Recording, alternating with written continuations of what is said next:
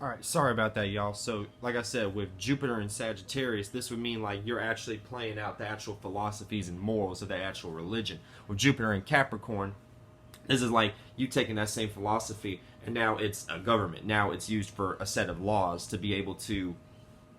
You basically use this kind of like the basics of like how white supremacy is kind of put together and everything like that. You taking a certain philosophy and everything like that, and you taking a certain way of viewing the world and everything, and how you see about things and everything like that, and turn into infrastructure and everything like that.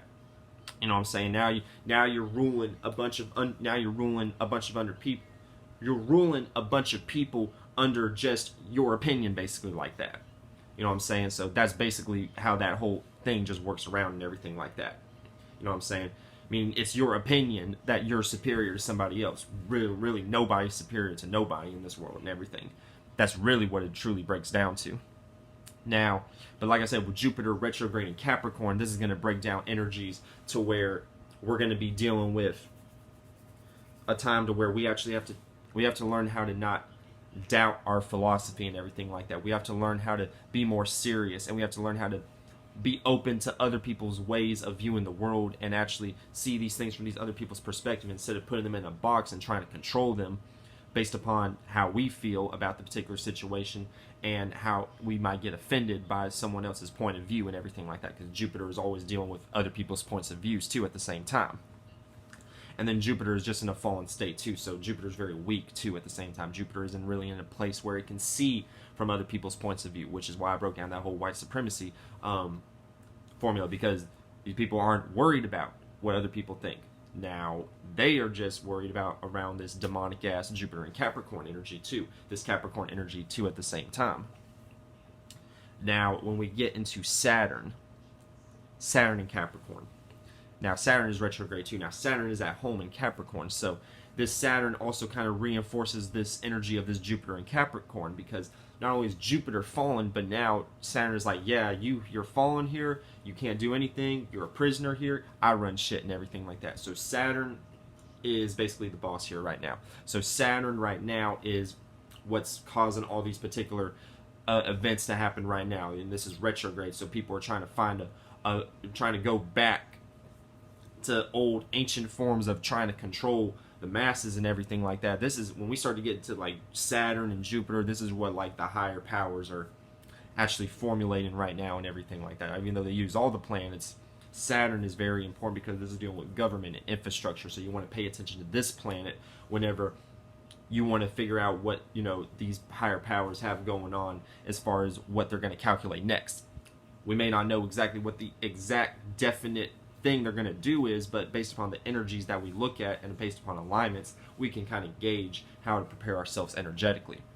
And that's how we have to look at the Saturn energy when it's in Capricorn. It's retrograde, so Saturn is at home. So these motherfuckers could almost do whatever they want with this Saturn and Capricorn energy because it's at home.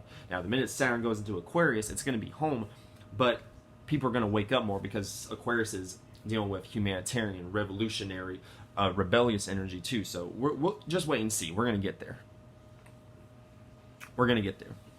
Okay, now Uranus. Now Uranus is in Taurus. Now with Uranus, these are slower moving planets, so these energies are going to be lingering here for quite a few times and for quite a time and everything. So with Uranus and Taurus, we're right now we're kind of like trying to find a new way of how to value certain things, aka with this whole quarantine shit and everything like that. People are kind of in a situation where they have to value things that they never thought they had to value and everything like that. You know what I'm saying?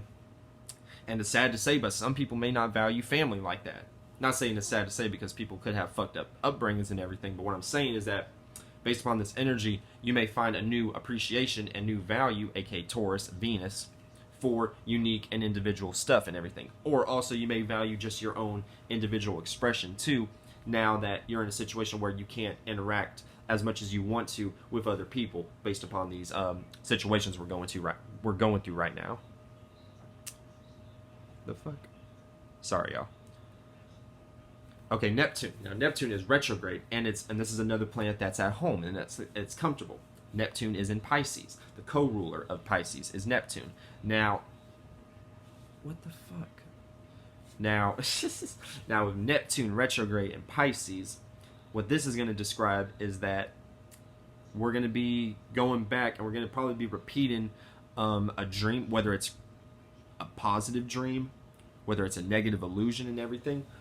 It's at home here, so it's going to come, pardon me, it's going to come naturally. These illusions, these dreams, these fantasies, these creative expressions, they're going to come naturally, but they may, based upon this energy that we're going through, based upon these world events we're going through, you may go back to a previous dream you may have had and everything, and now you may actually formulate this. You might actually put some more color to this now that we're going through these times and everything. So that might be the energy that you're going to be playing out with Neptune going into Pisces. Last but not least, we have Pluto. Now, what the fuck? Now, Pluto is in Capricorn.